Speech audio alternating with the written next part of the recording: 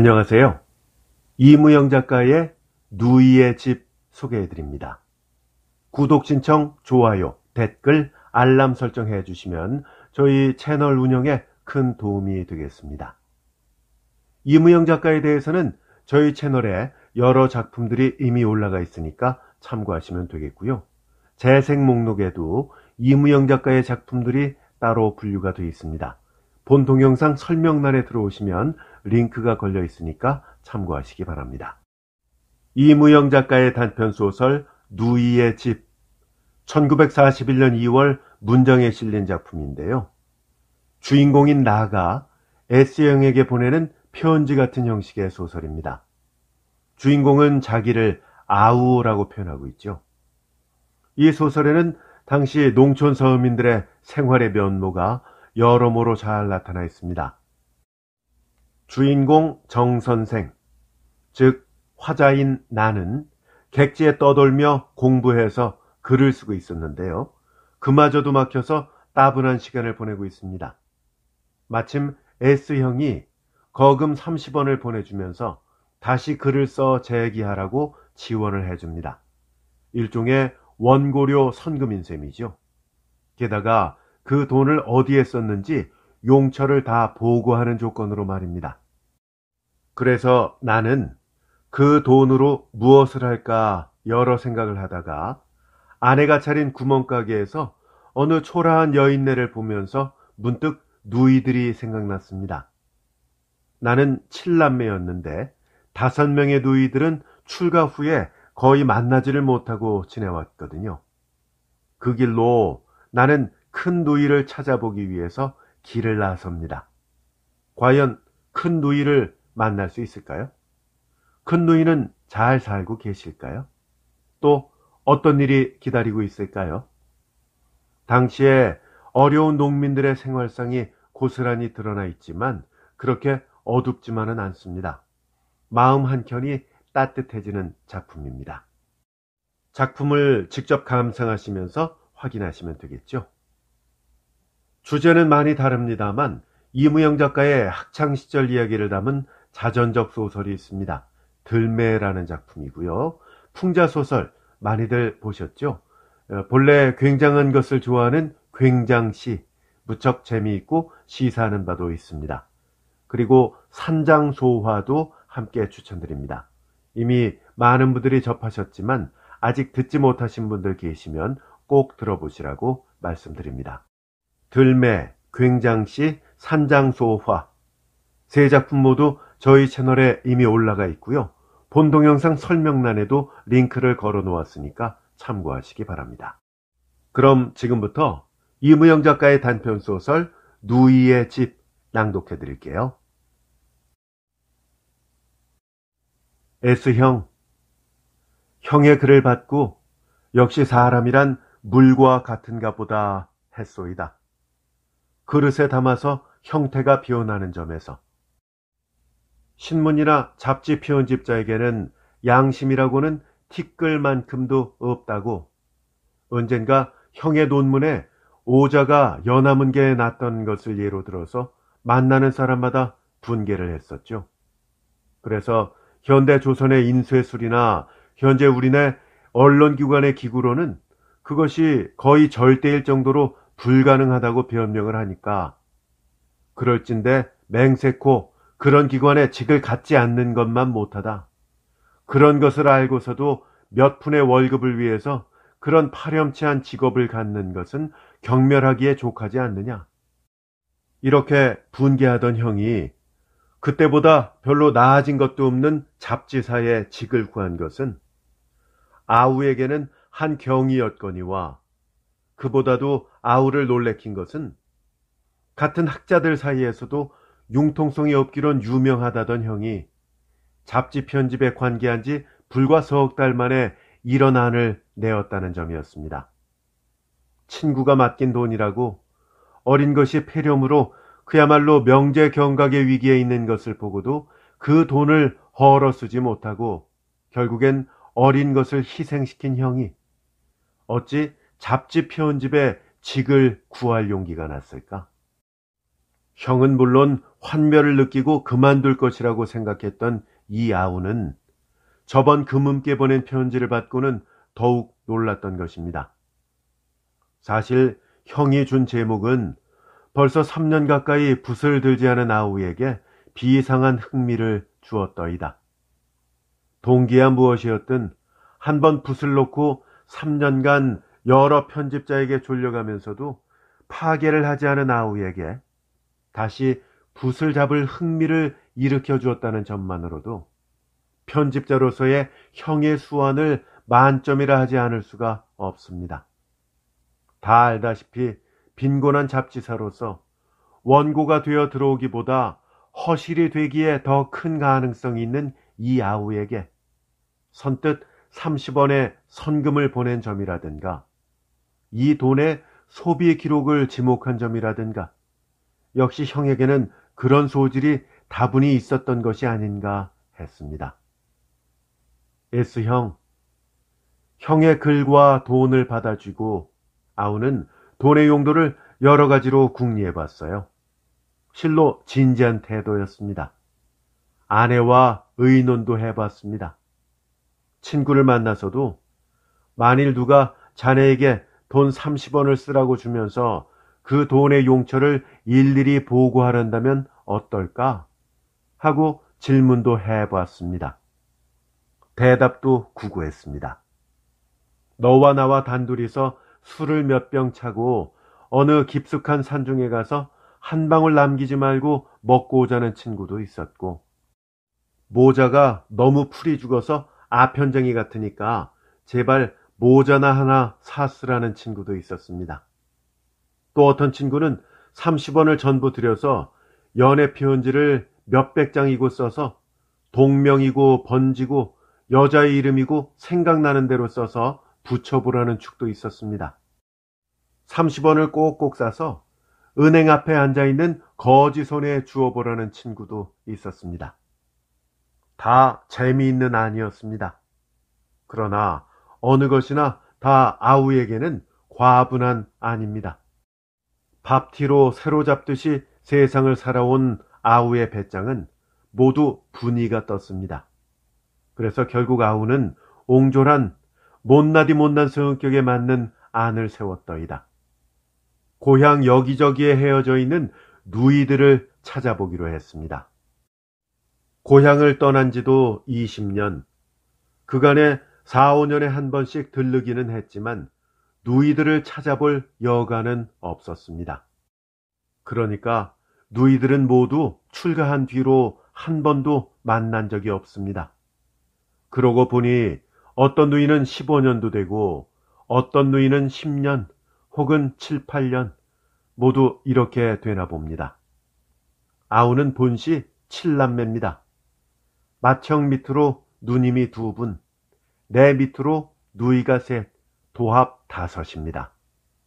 모두 고향을 중심으로 30리 혹은 4, 50리, 먼 데는 100여리 이렇게 흩어져 있을 겁니다. 그러나 나이도 잘 모르겠고 매부의 성명도 알 리 없고 어떻게 사는지들도 알 길이 없습니다. 아우는 그저 누이들이 5이 있거니 하고 살아왔고 그네들도 내게는 동생 혹은 오라범이 서울 있거니 이렇게 막연히 알고만 있을 겁니다.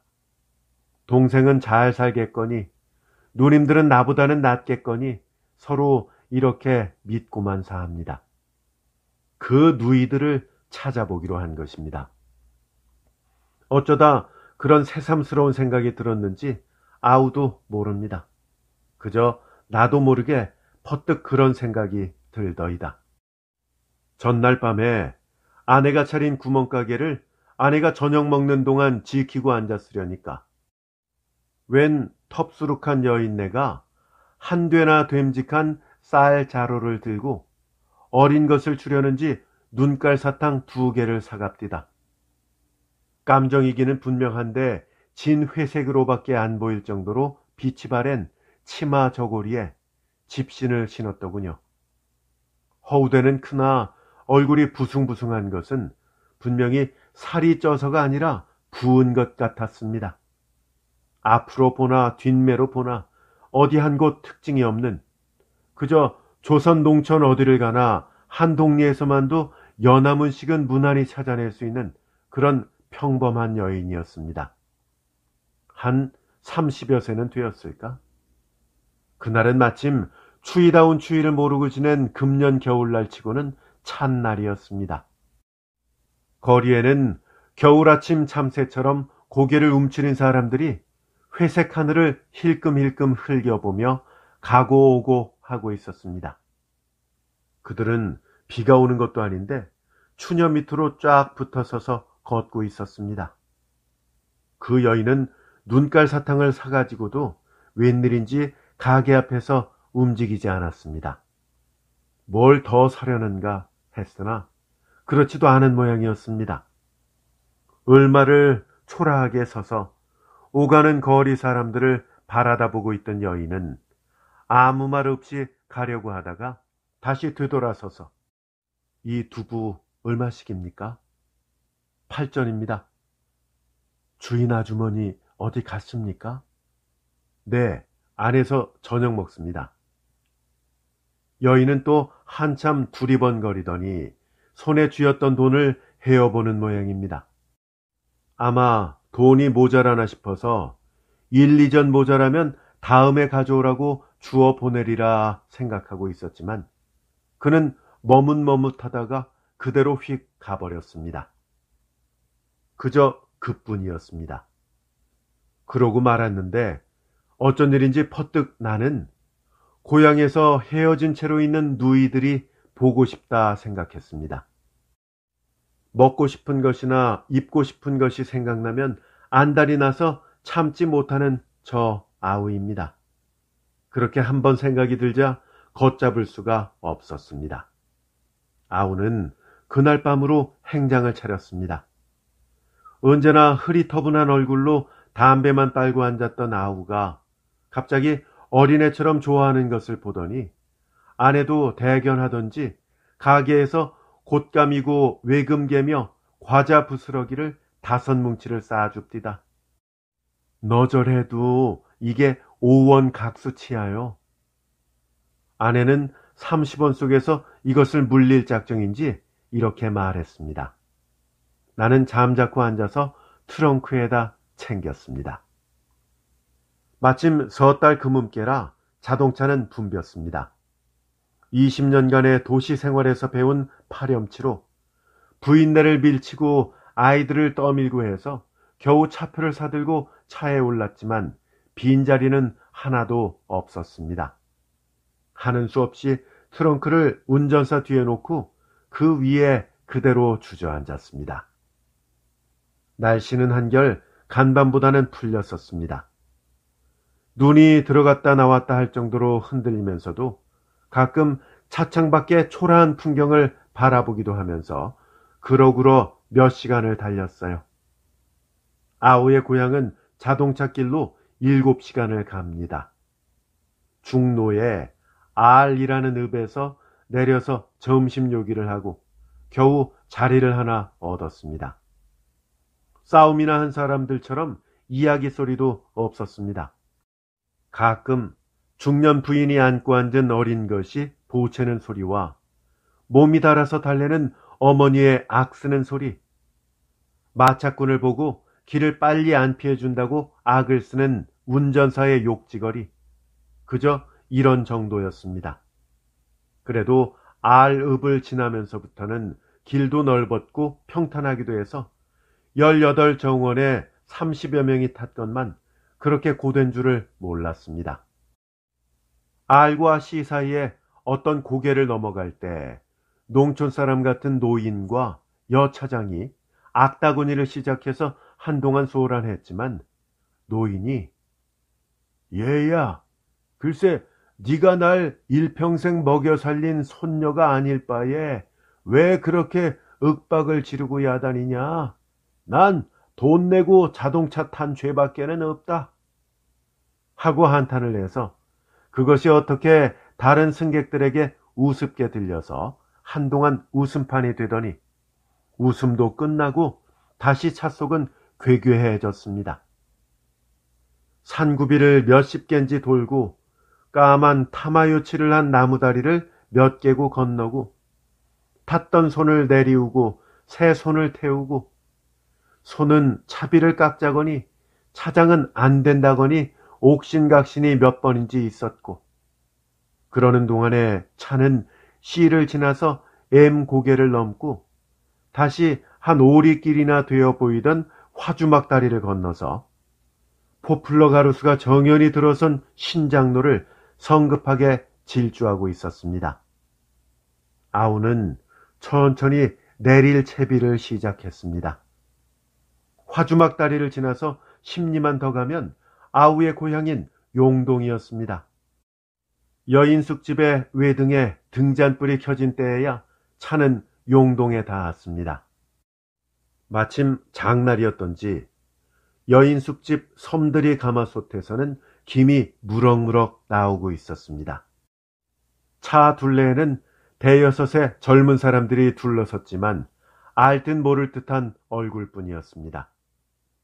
트렁크를 들고 나는 장터로 들어섰습니다. 자기 집이 없는 고향처럼 쓸쓸한 것이 또 있을까요? 떠난 지도 20년, 그동안에 부모도 세상을 떠나고 서신왕래를 할 만한 척분도 옛 친구도 없어진 고향. 원래 본다면 여인숙집을 찾아가야 할 형편이었지만 웬일인지 고향이라고 찾아와서 여인숙에 들기는 서글펐습니다. 그래서 싸전거리 넓은 마당에 트렁크를 놓고 기억에 남는 어릴 적 동무와 먼 촌이지만 아저씨, 아주머니 하고 부를 수 있는 집을 이 집 저 집 비교해 보았습니다.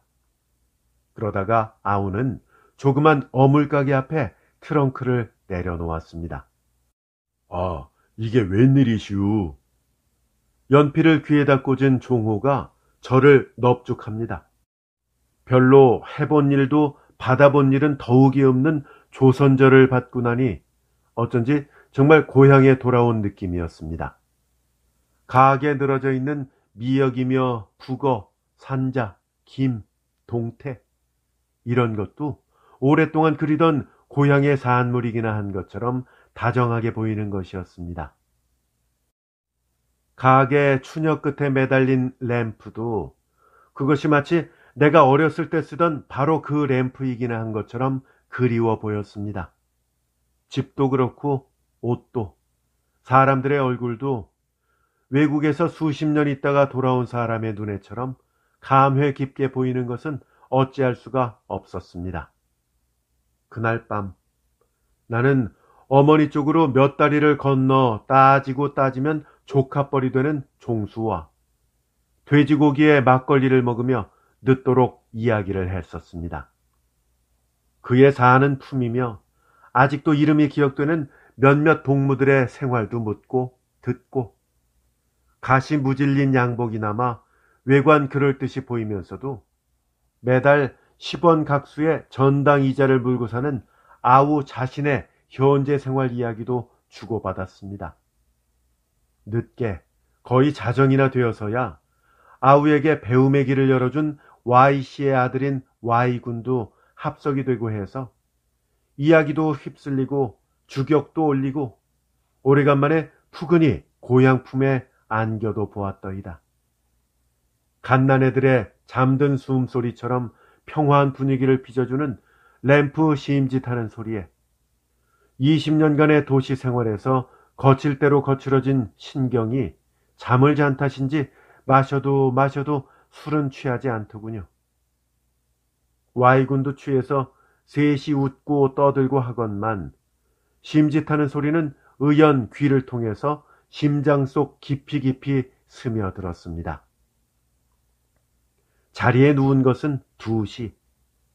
짧은 순간으로 20년의 흘러간 과거를 회상할 수 있다는 것은 유쾌한 일이었습니다. 아우는 취한 대로 서울 손을 위해서 구해온 하도에 불을 붙여 물고 누워서 여창에 빗기는 빗소리처럼 느껴지는 심짓하는 소리를 즐기며 잠이 오지 않는 것을 오히려 즐겼습니다. 소음 한 가닥 없는 시골밤의 정적, 그럴싸해서 그런지 눈이나 가랑비 내리는 소리가 곧 들려오는 듯이 생각돼서 궁금한 채 누웠을 수가 없어서 창을 열고 보니까 정말 송이 진 한방 눈송이가 폭폭 쏟아지고 있었습니다. 이튿날 아침 첫 자동차로 용동을 떠나서 40분 만에 삼거리까지 왔습니다. 삼거리는 경성과 단양과 청주로 각각 뚫린 길목인데다 몇 해 전에 경편철로도 들어왔고 해서 아우의 기억과는 판이했습니다. 중화요리라고 써붙인 판때기도 추녀 끝에 달렸고 마루보시 지점이니 이발소며 곡물검사소, 잠사 공동판매소 등 제법 역전의 면목을 갖췄습니다. 여기서 단양 가는 길로 한 산마장 내려가다가 내를 건너서 다시 한 오리 가면 진계골이라는 동리에 아우의 만누님이 살고 있었습니다. 이 만누님은 지금 50은 됐을까 합니다. 그가 출가할 때 나는 코를 흘렸으니까 아마 그럭저럭 30여 년이 되었을 것입니다. 그러니 그동안 손자도 여럿 보았을까도 합니다. 집이 가난하고 가난할 뿐만 아니라 지체도 없고 배운 것도 없이 겨우 언문을 깨쳐서 배비장전을 뜯어보다가 출가를 한 터라 남편 되는 이도 일평생 땅을 파먹은 그런 사람이었습니다. 언제던가 그가 아직 철이 못 났을 때 어머니가 맞사위를 보고 오진 못하더라도 가끔 편지나 하라 하고 이러니까 낯을 놓고서 기역자도 분간 못하는 위인이 편지가 다 뭡니까 하면서 어디서 들었는지 무소식이 희소식이라고 하던 기억이 있을 뿐 그의 얼굴 모습은커녕 성명조차도 아리송한 터수입니다. 진계골이란 양미간처럼 생긴 산 복판에 자리를 잡은 동리였습니다. 한데 뒷간까지 합쳐도 35가 될지 말지한 산속이라 그런지 돌담이 엄청나게 많은 빈촌입니다.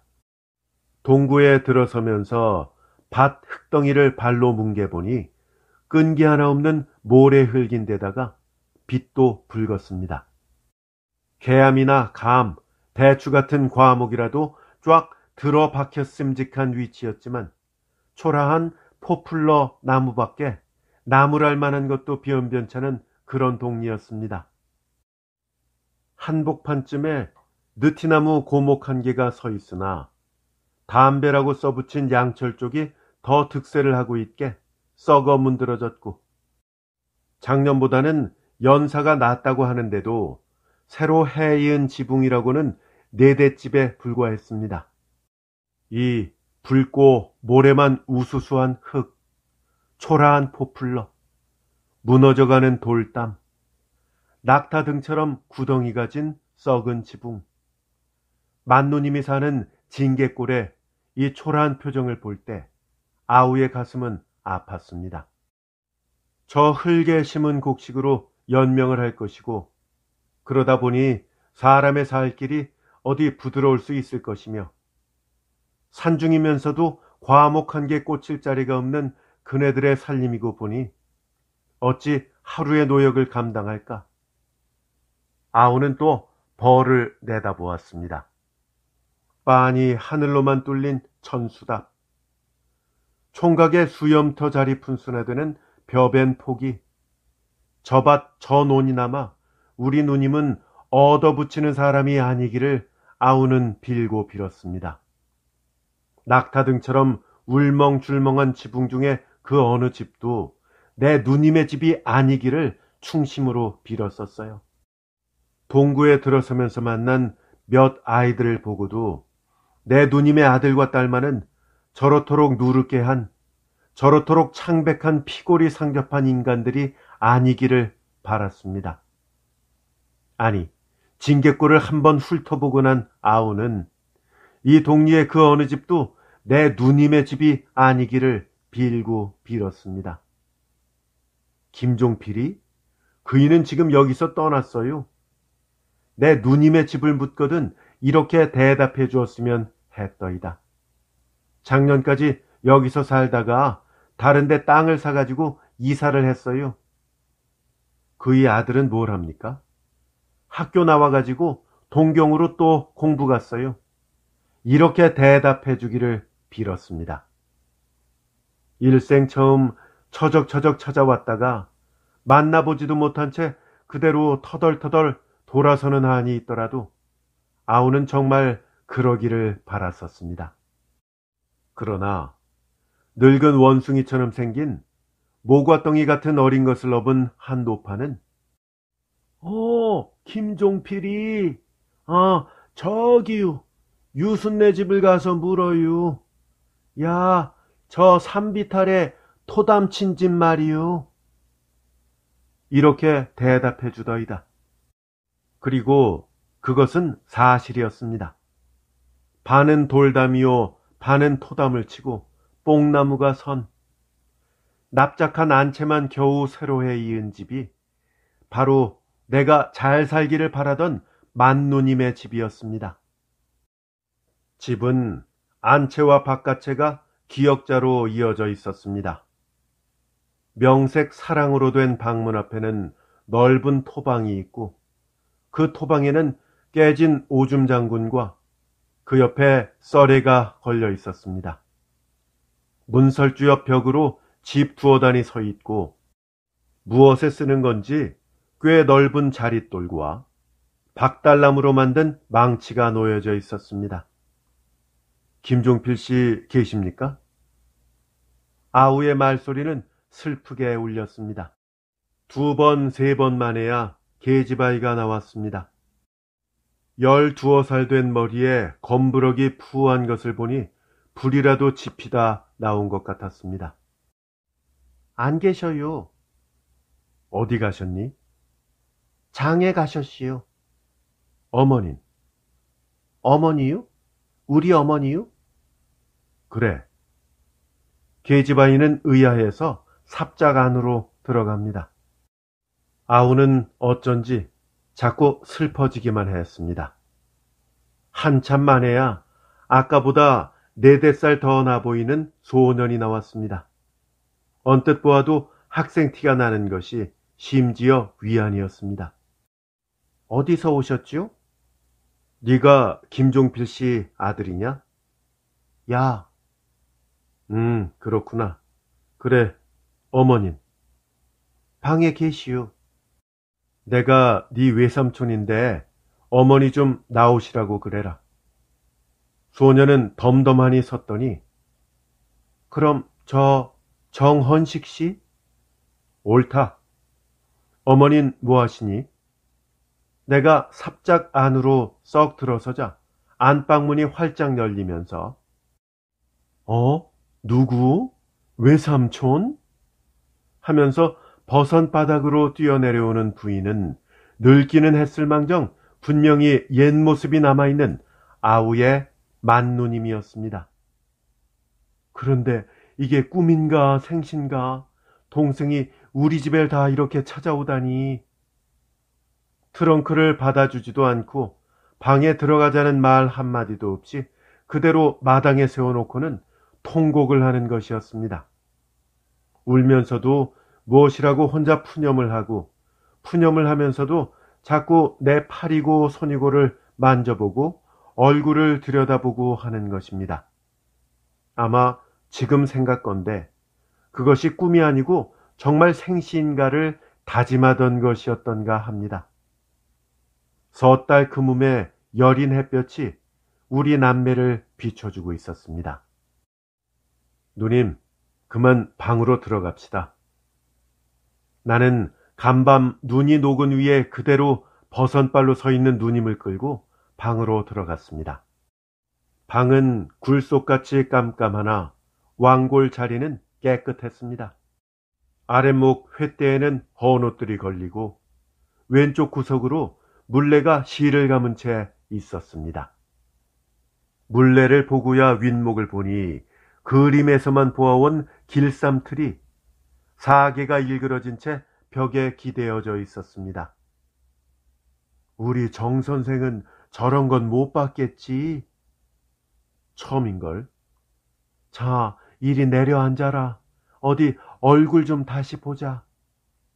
누님은 재벌 울음을 내놓는 것이었습니다. 누님은 웬일인지 아우를 정선생, 정선생 이렇게 부르고 있었습니다.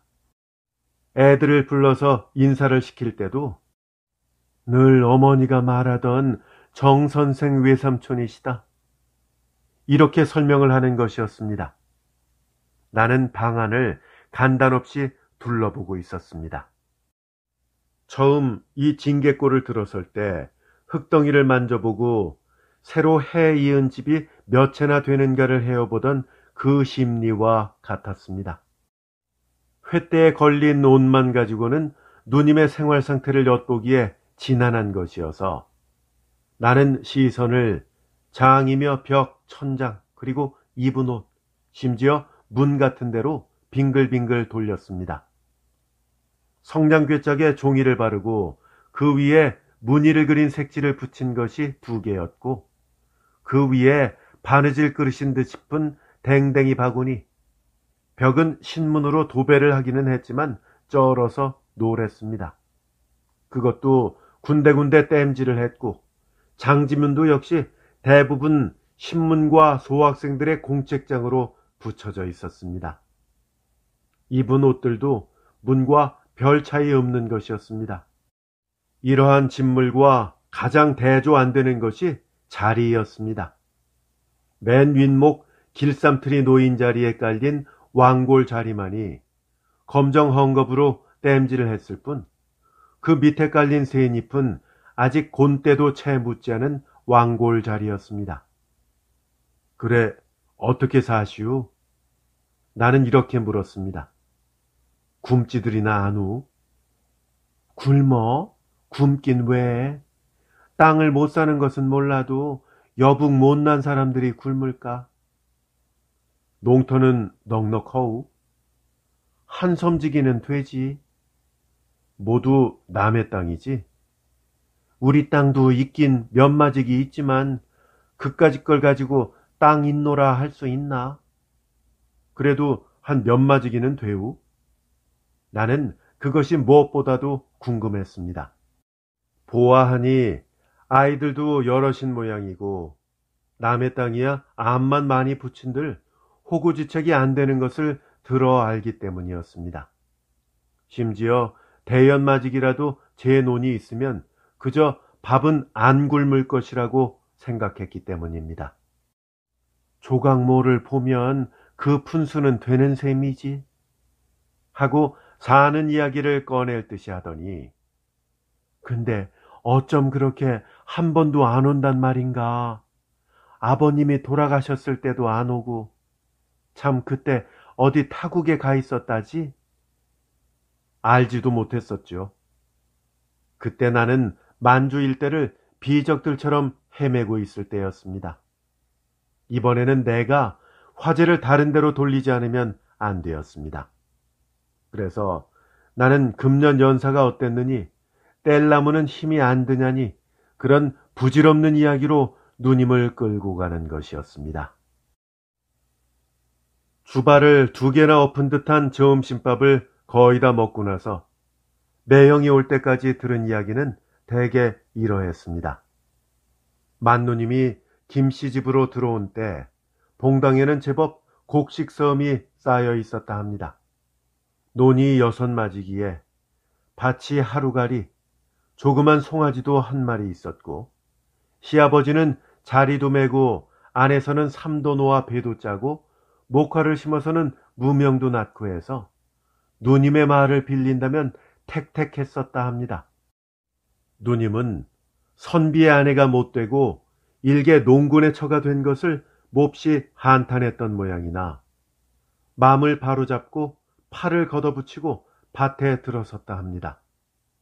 오줌 장군도 이었고 봄갈로는 눈에도 좋고 농군의 처에게 신이 어디 당할 게냐고 집신까지도 벗어던졌다 합니다.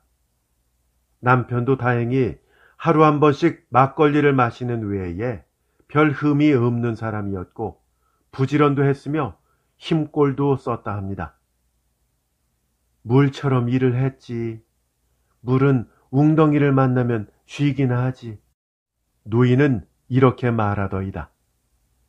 일을 소같이 하고 먹기는 새처럼 먹고. 이 한마디로써 그의 반생은 충분히 표현되었다고 생각되었습니다. 이제 46이라니까 곱게 다룬 몸 같으면야 잔주름이 잡힐 나이련만 누님의 얼굴은 너무도 추악하게 밭이었더군요. 잔인한 표현이지만 누님의 손은 흡사 곰의 같았습니다. 그렇게 일을 하거들랑 살림이 늘어야 할 겐데 어디 그려? 매형은 사삿집에서 술을 못하게 되면서부터 술도 끊고 담배도 사 먹게만 마련이 되니까 그것까지 끊지 않았나배? 근데도 어디? 누님은 쓸쓸히 웃고 있었습니다. 매형이 되는 김종필 씨가 장에서 돌아온 것은 동중불악의 가는 연기가 한창 찬 하늘에 뻗칠 때였습니다. 그는 돌아오자마자 여보, 별일 없었어 하고 묻다가 토방에 놓인 구두를 보았고 구두를 보았다고 생각한 순간에 안방에서 양복쟁이가 툭 튀어나오자 그대로 가슴이 덜렁했던 모양입니다. 그는 나를 보더니 잽싸게 아내한테로 시선을 보내는 것이었습니다. 동생이여요, 우리 정 선생. 아, 정 선생인가? 그는 입이 떡 벌어지면서 거참 오래간만이군. 저렇게 장성을 했으니 알아볼 수가 있나? 장성했나요? 늙었지요. 나는 이렇게 우스갯소리를 할 수 있을 만큼 그에게서 듬직한 그리고 믿음성스러운 인상을 받았던 것입니다. 글쎄, 그렇다니까. 볼일을 보고 돌아서는데 어쩐지 마음에 서운하더라니까. 그래서 쇠장까지 나왔다가 되돌아가서 이걸 한 근 사가지고 왔지. 하면서 신문지 뭉치를 내준다. 거참 잘하셨시오. 그렇지 않아도 지금 뭘 반찬을 해주나 하고 몸이 단판이래요.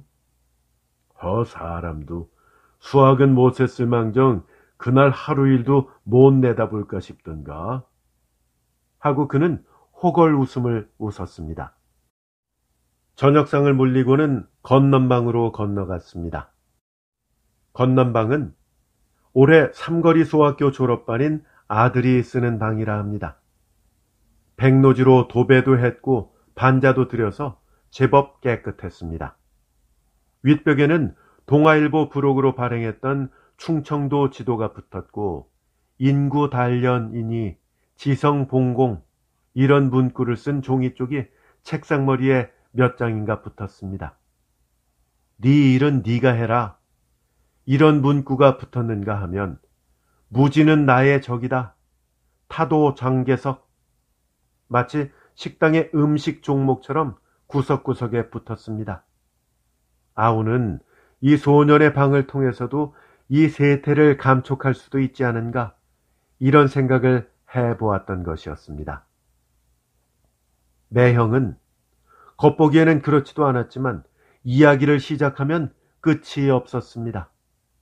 그의 이야기의 결국은 자기 아내가 한 이야기의 되풀이였습니다. 그럴 수밖에 없기도 했지요. 그들은 그 외의 생활도 없었고 세계도 없었고 지식도 없었습니다. 아내와 더불어 얼마나 많은 일을 했으며 아내와 더불어 얼마나 적은 분량의 음식을 먹기에 노력해왔으며 또 아내와 더불어 얼마나 헐벗기에 애써왔는가의 되풀이였습니다. 그의 아내는 소처럼 일하고 새처럼 먹었다고 표현을 했는데 그는 소처럼 일하고 붕어처럼 물만 먹고 살았노라 하였습니다. 아내는 고생한 이야기를 하며 분개하던데 그는 껄껄 웃었습니다. 그것은 마치 행복을 마음껏 누리고 있는 사람이 지난날의 고난을 이야기하는 것처럼 그런 말씨였고 태도였습니다. 그의 이야기에는 구절구절의 실감이 있었고 그 태도에는 어딘지 모르게 초연한 데가 있었습니다. 그의 이야기를 들으며 나는 내가 지금까지 살아온 20년간의 생활을 돌아보는 것이었습니다. 불안과 초조와 반항과 비관, 억지를 박박 써가며 친구를 속이고 저를 속이고 그러고도 오히려 부족해서 남을 헐뜯고 자기를 모욕하고 살아온 과거, 아니 그렇게 살고 있는 현재의 자신을 돌아보았습니다. 그는 애지중지하는 논 두마지기를 팔아서 빚을 갚은 데 대해서도 대범했습니다. 그까짓 나머지 두 마지기도 다 팔아도 좋다. 판 사람이 있을 때야 산 사람이 있을 것이고 산 사람이 있을진데 그 땅을 메고 그야말로 땅속으로 들어갈 것은 아니겠고 보니 내가 가지나 지가 가지나 조선 땅 안에 있기는 매 일반이요. 조미 먹는 것도 아니요. 죽처럼 삭는 것도 아니고 그러니 그것을 탄해서 괴로워할 아무런 이유도 없다는 그런 말씨였습니다. 그래서 나는 저놈 보고도 하며 그는 윗목에서 이야기를 들으며 집신총을 비비고 앉은 자기 아들을 가리켰습니다.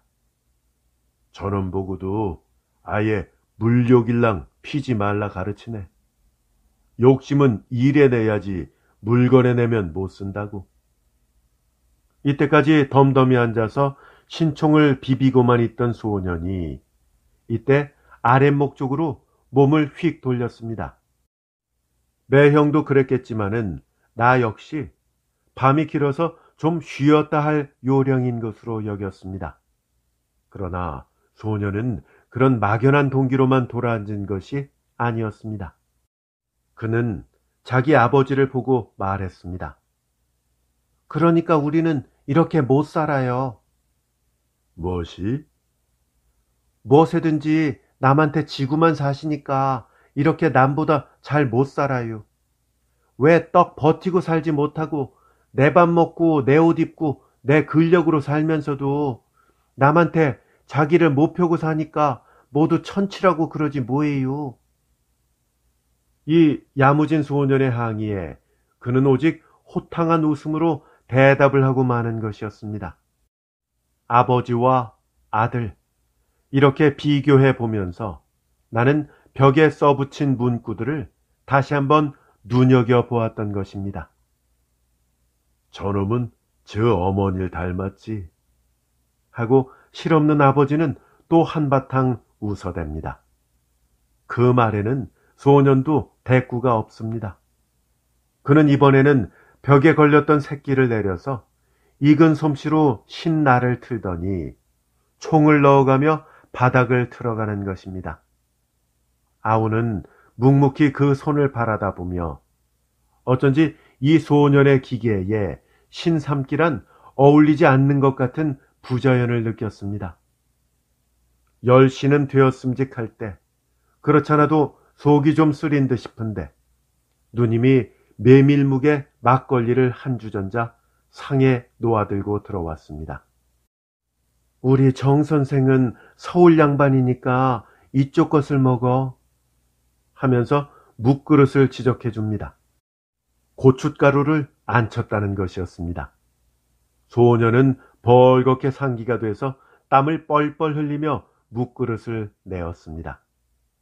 매형도 오늘은 진객이 자기 집을 찾아준 기쁜 날이라 하며 벌써 10여 년간 입에 대지 않던 술을 쭉 마셨습니다. 음식은 함부로 먹고 잠은 가려서 잘했다네 하며 누님은 묵을 더 권하고 막걸리도 권해 주었습니다. 섣달 금음께의 검은 밤은 자꾸 깊어가고 있었습니다. 어느 땐가 시계를 보니 1분도 안 틀리는 자정이었습니다.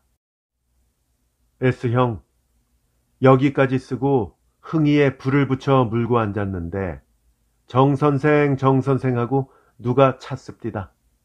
원고를 직송하라는 형의 전보입니다. 본의는 아니지만 우선 여기서 끊어서 색책을 하거니와 다시 지면을 주시면 계속 써볼까도 하옵니다. 이무영 작가의 단편소설 누이의 집이었습니다. 재밌게 잘 감상하셨는지요? S형에게 보내는 편지체 형식의 소설이었죠. 오늘은 그동안 잘 연락하지 못했던 형제 자매들에게 안부 전화라도 한번 좀 해보시면 어떨까요? 끝까지 함께 해주셔서 감사합니다. 더 좋은 작품으로 찾아뵐게요. 안녕히 계십시오.